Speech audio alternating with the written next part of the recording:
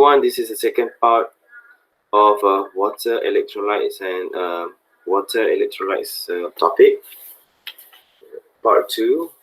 So last time I stopped at the regulation of output, water output, and we discussed about water balance as well. Now let's move to the disorder of water balance.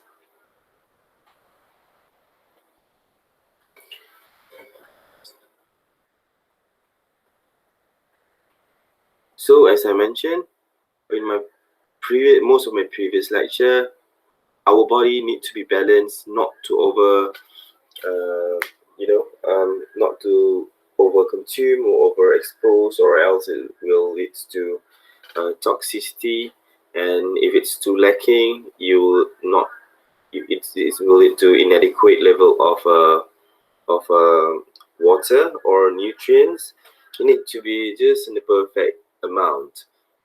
So this part we'll discuss about this.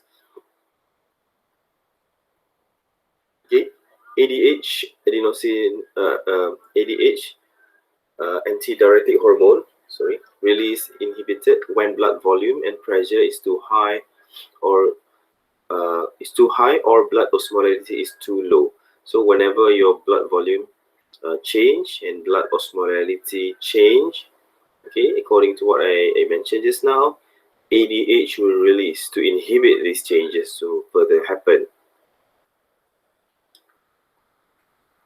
So this is the way that the body compensate with hypertension, okay, meaning that high blood pressure.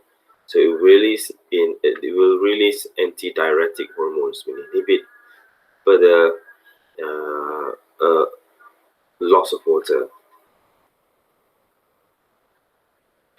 So the body is in a state of fluid imbalance. The body is in a state of fluid imbalance if there is an abnormality of total volume, concentration, and distribution of fluid among the compartments. Okay? The compartments that I have discussed in the first part. Okay, if there is any changes in volume, concentration, and the way the fluid is distributed throughout the compartment, then a fluid balance of releasing or inhibiting ADH will come into the picture. So fluid deficiency, if fluid output exceeds intake over a long period of time. Okay, if you expose too long of fluid output, you will lead to fluid deficiency, meaning that you are dehydrated. You will achieve hypohydration state. Okay, certain percentage of hypohydration.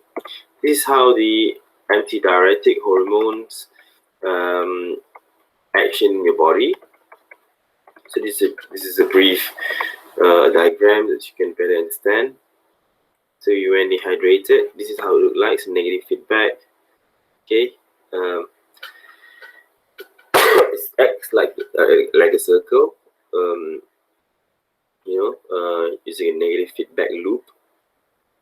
Okay, it uses the negative feedback loop when urine reduce volume. Start from where? Okay, start from thirst. Sorry, I think it starts from here. Increased ratio of sodium and water in urine. Okay, if the level of sodium or H2O of water increase, okay, it will send to the brain to reduce the sodium.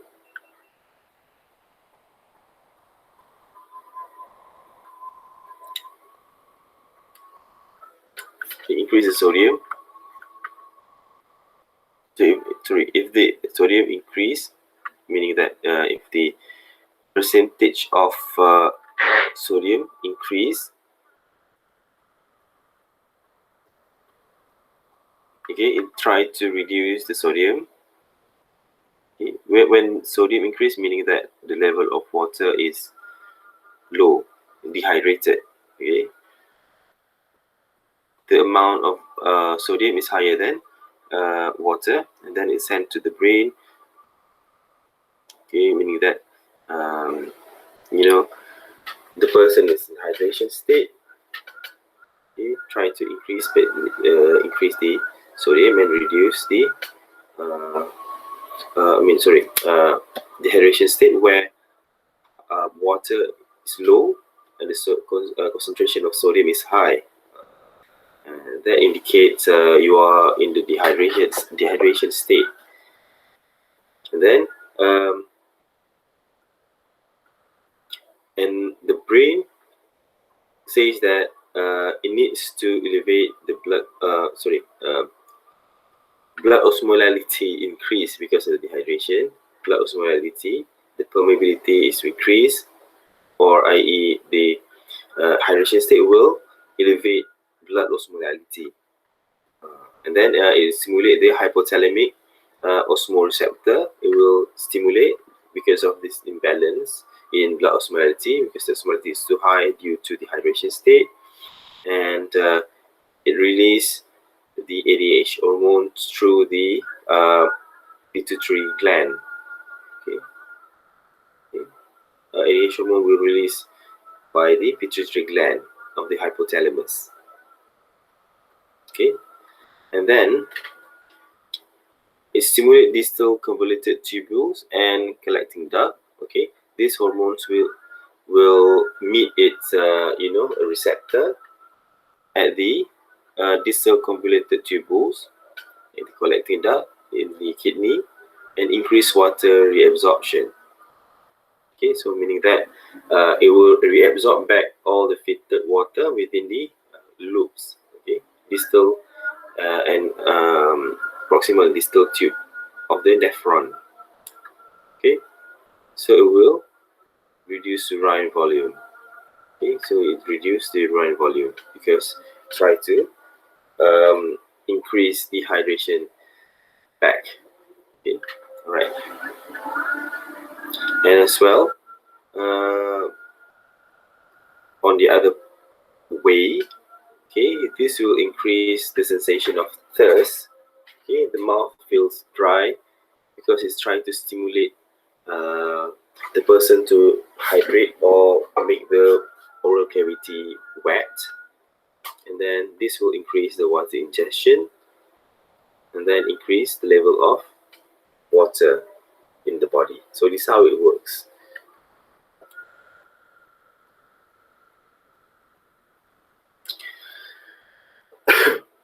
So this order of water balance, continuation. Okay, volume of depletion, hypovolemia. Okay, reduce in the volume of water in the body. Okay, this is occur when proportionate amount of water and sodium are lost without replacement, and total body water declines, but osmolarity remains normal. Okay, so this is where the volume of water declines, but the osmolarity remains same. This is might due to hemorrhage. Hemorrhage means pendarahan, bleeding, severe burn. Okay, severe burns makes you dehydrated.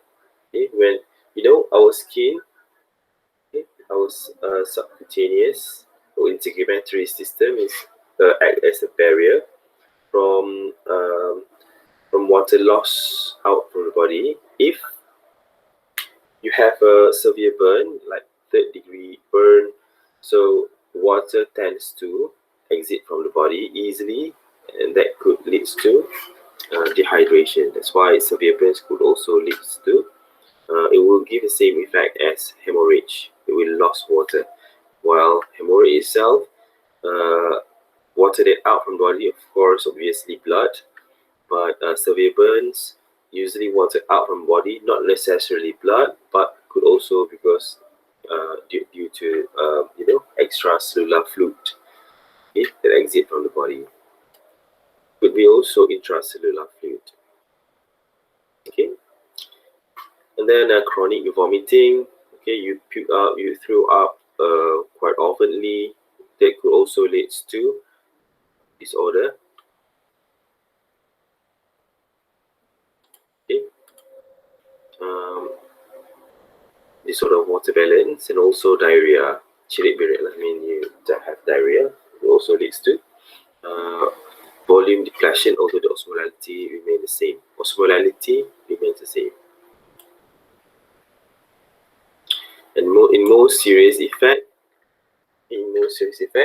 circulatory shock due to loss of blood volume, neurological dysfunction, it could lead to, if it is more severe, it leads to neurological dysfunction due to dehydration of the brain cells, infant mortality from diarrhea. So of course your brain needs certain amount of hydration status in order for it to regulate at its best, since the nervous system require certain charges, so that potassium exchange when the water balance is not at a perfect level. Of course, it will disturb the neurological function. So the dehydration and negative water balance.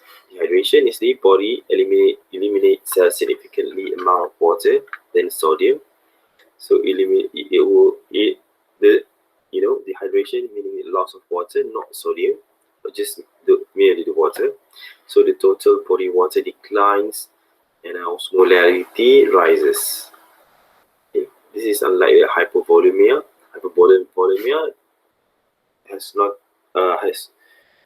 it will not change the osmolarity, but dehydration it will change the osmolarity. Okay, osmolarity will rise. This is due to the lack of drinking of water, diabetes, okay, lack of antidiuretic hormone secretion, ADH hyposecretion, okay, which is diabetes insipidus type of diabetes insipidus, okay, and then profuse sweating, overuse of diuretics. If you consume too much diuretic pills, it also leads to dehydration.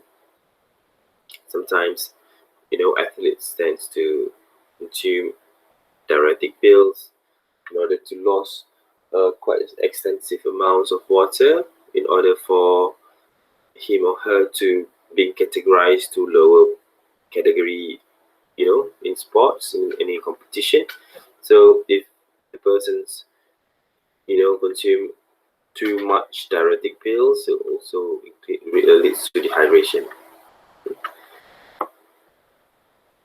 So this is the difference between dehydration and hypovolemia. Okay.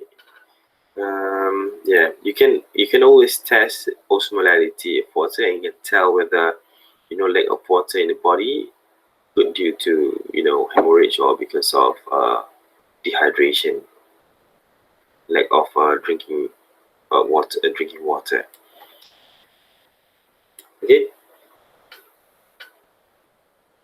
Infants more vulnerable to dehydration. Infants, okay, babies, more vulnerable exposed to dehydration than adults due to high metabolic rate that demands high urine excretion. So yeah, and then immature kidneys, because infants also have immature kidneys, so it urinate oftenly and cannot concentrate urine effectively. Greater ratio of body surface to mass, and of course, the size of the infant itself will lead to greater ratio to body surface to body mass. So it will also lead to frequent dehydration. That's why your kids, your younger brother or sister needs to drink frequently compared to you yourself and me. And then affects all fluids compartments. Dehydration will affect all fluids compartments. Okay. This includes intracellular fluids, blood, and tissue fluids.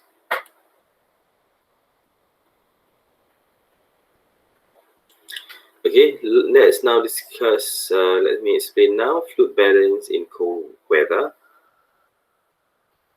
So the body conserves heat by constricting blood vessels of the skin, forcing blood to deeper circulation. So in the surface of the body, when the weather is cold, it will constrict the blood vessel. The surface of your skin will constrict to conserve heat at the core body. Okay, core body, and circulates more on the within the core body, deeper circulation, and this will raise blood pressure, which inhibits secretion, will inhibit the secretion of antidiuretic hormones, increase secretion of atrial natriuretic peptide. Okay, it will increase the secretion of atrial natriuretic peptide, and urine output is increased, and blood volume will reduce.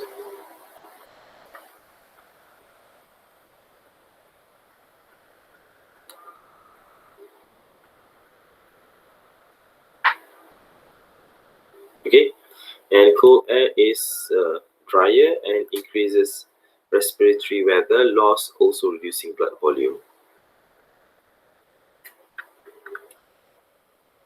So cold air will dry. Cold air is drier.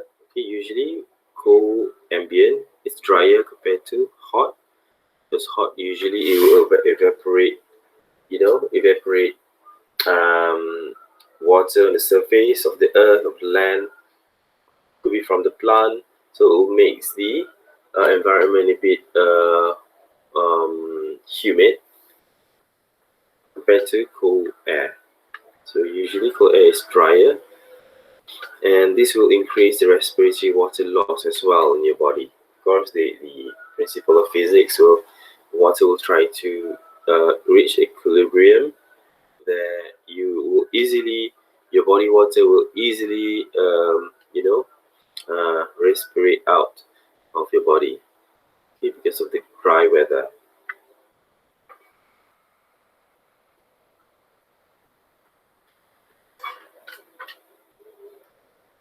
Fluid balance in the cold weather. Okay, this is continuation. Cold weather, respiration and urinary losses cause a state of reduction in blood volume.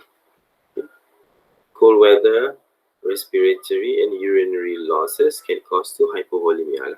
Okay, exercise will dilate vessels in the skeletal muscles, and insufficient blood for rest of the body can bring on weakness, fatigue, and pain. Okay, hypovolemic shock.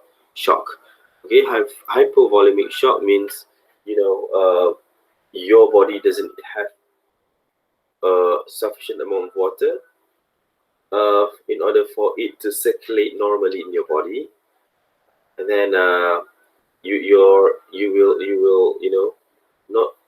you will not supply your cells and tissues across your body sufficiently as well, because lack in blood volume in your body. So that's what it means by shock. It's not electrical shock. No, shock means when you have not enough sufficient of fluids or blood in your body, and it unable to supply nutrients and oxygen to the cells. Okay, part of cells in the body. That's what it means by shock, hypovolemic shock. Okay.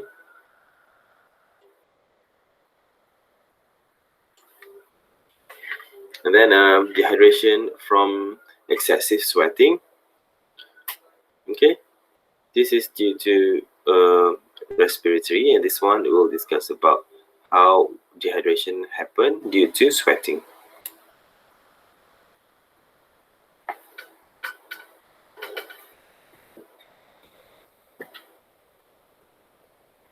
And then water loss from sweating. Sweats produced by capillary filtration, and then blood volume and pressure drops.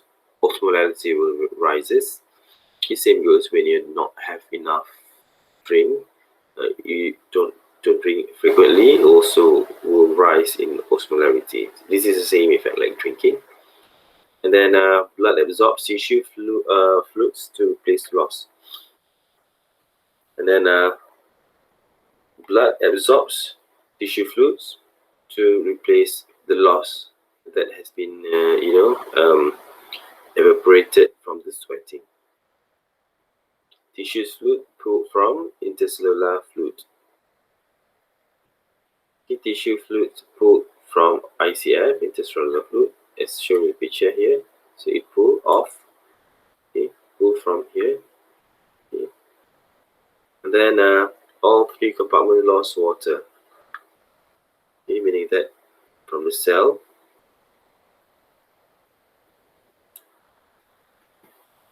okay, from the skin, and also from the blood, okay, three compartments. And 300 milliliter from tissue, and usually 700 milliliter from the intracellular fluid. Okay, lost water from these two compartments, tissue and also intracellular fluid. Now let's discuss about the excessive of fluid in your body.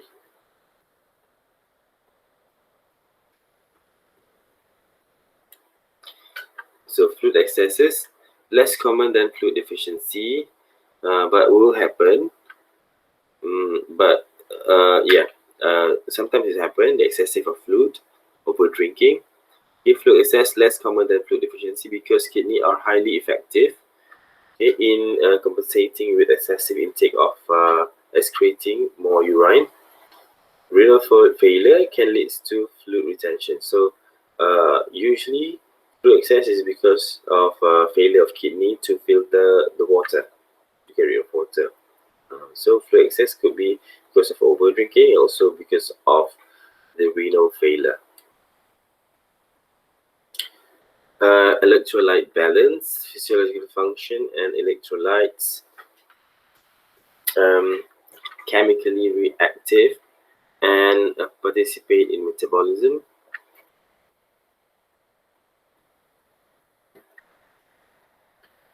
So it determine electrical potential, charge and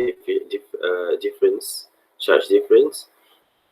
Okay, electrolyte balance will determine electrical potential across the membranes and strongly affects osmolarity of the fluid, affect body water content and distribution as well. Yeah, that is the function of, that is the importance of electrolyte balance. So yeah. So these are major cations, positive charge, ion in the body. Okay, sodium, potassium, calcium, and so also hydrogen. So these are the major anion. Okay, cation is a positive, and anion is a negative charge. Okay.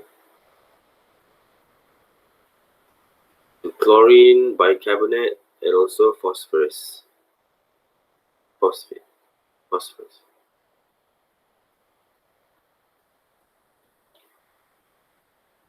And then great difference between electrolytes, concentration of blood plasma and intercellular cells. There's a great difference between electrolyte concentration. This is due to action potential or exchange.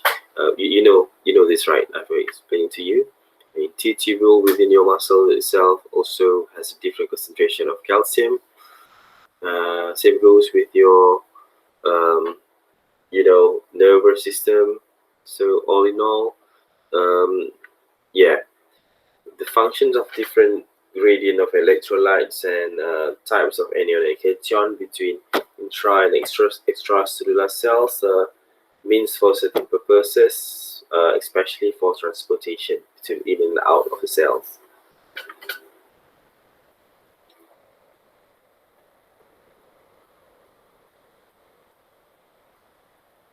Okay.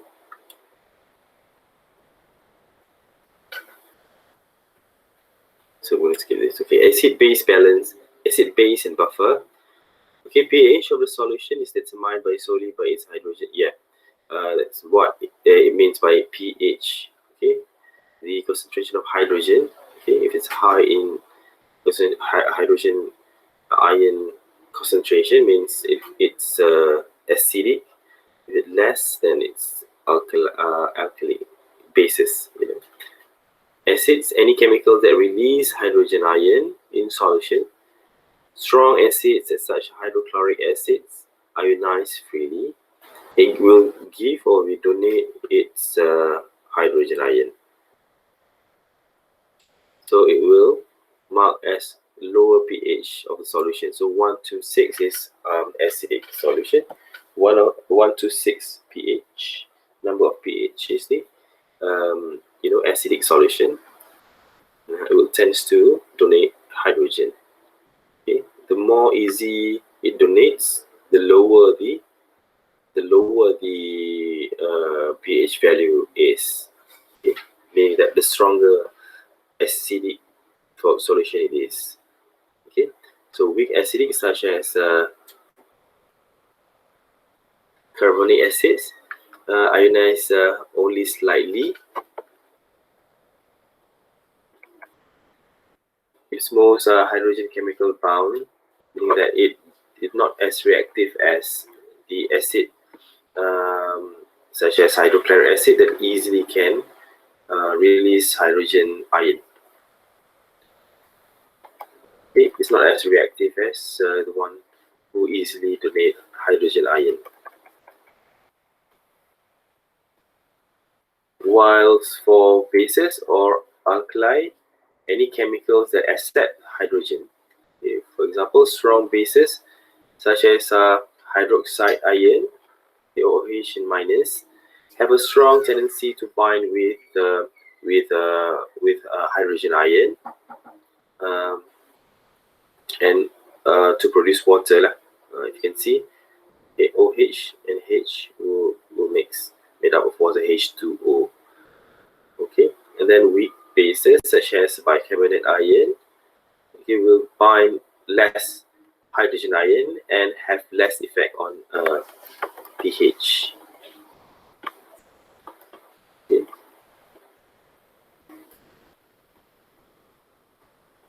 So 7.35 to 7.45 is the normal pH range, meaning it's neutral, not acid, not bases.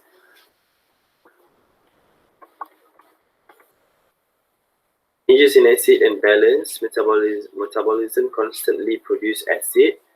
Okay, our metabolism, okay, our system will continuously produce acid, which is lactic acids from the aerobic fermentation. From our metabolism of producing energy, we'll keep on producing lactic acid and phosphoric acid from nucleic acid catabolism. Fatty acid itself and ketones form a fat metabolized, and also carbonic acid from carbon dioxide. So we'll keep on producing acid. So it needs to be buffered out, or else the system will not function efficiently, and it will make you tired if your acidity level is high. Acidity level is, the pH value is low, meaning that acidity level is high. So it will make you feel tired. So you need to have a perfect buffer system. Okay, so any mechanism that resists changes in pH is buffer system. Converts strong acid and base to weak ones. So physiological buffer, a system that control output of acid, bases, or carbon dioxide.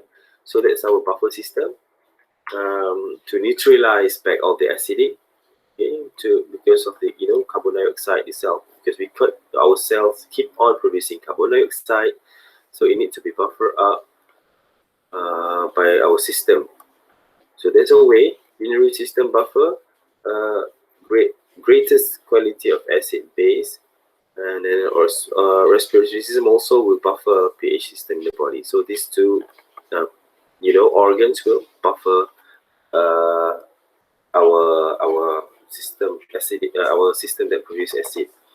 Okay, there's also, I would like to just to share with you guys, there is a strategy to improve performance. I'm not sure you have heard this, but there's a lot of study also has proved if you consume bicarbonate, bicarbonate like the one that you use for baking, okay, sodium bicarbonate, okay, so propionate, if I'm not mistaken, sodium bicarbonate. You can find it in any bakery shop. If you consume that, you will tend to improve your buffer system in your body, and could potentially improve your middle distance running. Okay, any exercise that involved with anaerobic fermentation, yeah, from anaerobic to aerobic. So there's a strategy for that. Okay, usually middle distance runner will consume bicarbonate, sodium bicarbonate, to improve its buffer system. Yeah. Okay. And for that, thank you so much. This is finish the second part. This is already end of the second part of water and electrolyte balance, and also the chapter as a whole. So I'll see you back in the next one. Bye. The next topic. Bye.